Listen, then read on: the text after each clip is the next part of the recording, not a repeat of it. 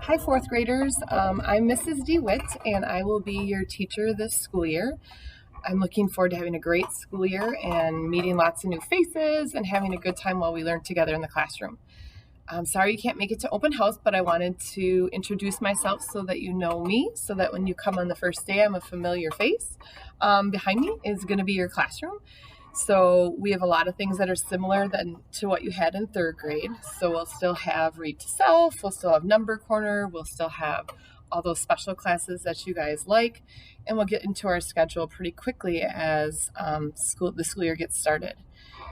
You'll get your class list, so you'll know who your friends will be in the class this year, and I'll communicate with parents pretty much with email, and I'll communicate with you through Google Classroom, so we'll get that all set up as well.